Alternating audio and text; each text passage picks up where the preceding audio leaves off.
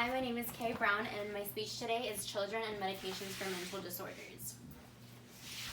So how many of you have ever read the labels on your medications? Or have you ever noticed all the side effects that are contained in many of the medications that we take, even if it's just over-the-counter medications? For example, I have a bottle of aspirin right here, which is an over-the-counter pain reliever, which is also used for if you have fever or headache.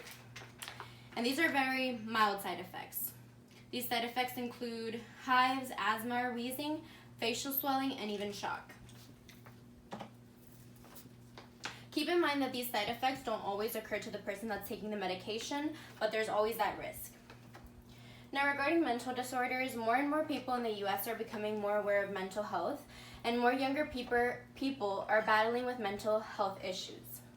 Mental health diagnoses include, but are not limited to, depression, anxiety, ADHD, and other behavioral problems.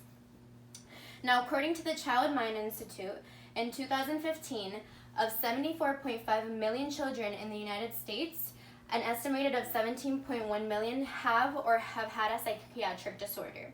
There's an increased rate of children being diagnosed with mental health conditions, which means that most of them are being or have already been treated. So the points that I'm going to discuss today are the treatments that are used for the varying treatments rather than taking medications, some of the side effects that can become very harmful and detrimental to children when starting a medication at a very young age, and the dependency that can result in potential addiction to that drug or different type of addictions such as alcohol abuse. So there are many different treatments for any condition. Now, for psychiatric conditions, the primary source of treatment when treating a patient is the doctor giving the patient medications.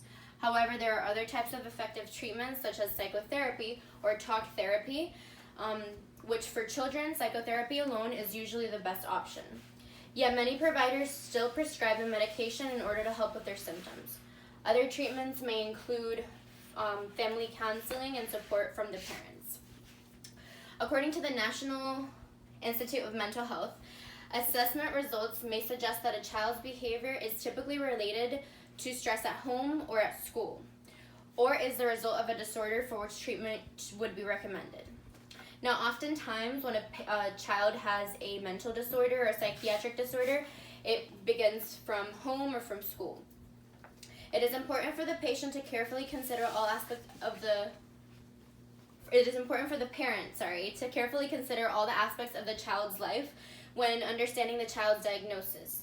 And it's also crucial for the parent to work with a trustworthy health professional that is specialized in the child's diagnosis, as well as working with the school to make sure that the school is also helping reinforce the child's habits as well as good behavior.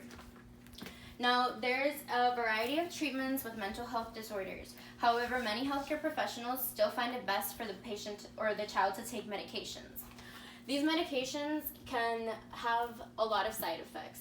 For example, Wellbutrin is a depression medication, and some of the common side effects, if you can see here, are drowsiness, headache, nausea, insomnia, constipation, and dry mouth. But some of the severe side effects are vision changes, confusion, irregular heartbeat, skin rash, menstrual changes, and even seizures, which when a child starts a medication like this at a very young age, these side effects are increased. So many medications prove to be beneficial for patients. However, it is important to consider the risk of any medication when looking at a patient's age. Children are developing until they are the age of 25, and taking any type of prescription drug can cause severe problems and hinder that development. According to the American Academy of Pediatrics, in addition to known clinical benefits, many of these medications are associated with rare but serious adverse effects, such as serotonin syndrome, suicidal ideation, and even sudden death. Now, despite the implementation of national programs focusing on medication safety in younger children, adverse drugs still remain the leading cause of injuries and death among children and adolescents in the United States. It is clear that any medication that a patient takes can result in adverse side effects, and starting a child on any prescription medication can be detrimental for their health. However, not only does prescription medication cause side effects, but it can also result in dependence. These risks are increased when a patient is started on the medication at a very young age. So like I mentioned, any medication that someone has taken for a very long time will eventually wear off, or of course won't work as well as it initially did. And this will result in either an increase in dosage of that medication or an increase in frequency of the medication, which can increase the risk for the patient. Now, an online article by the Child Mind Institute states that a study conducted by researchers at UCLA found that adolescents and young kids with ADHD are 2 to 3 times more likely to develop serious alcohol or drug abuse than other kids. Wherefore, the use of prescription medications among children can result in dependency of said medication. Children can also easily become dependent on these medications, which may result in abuse of their prescription drugs. So the question is, should children really take medications for mental health disorders? I personally believe that they should not. A lot of times the benefits of these medications do outweigh the risks, but it's also not fair for a child to start a medication that the parent has put them on, and the child has no say on how that medication is going to affect them in their future. So children should not be medicated. Parents should wait until they are old enough to understand their condition, their symptoms, their diagnoses, and what effects these medications will have on their future lifestyle. I have an example. I work at a neurologist's office, and I had a patient come in the other day with her mother. The girl, she's only 7 years old, and she's taking 2 ADHD medications already, which are not over the counter. They are prescription medications, and they're actually very high on the drug scale, and she's only 7 years old. So do you believe such a young patient should be exposed to these treatments and these type of medications?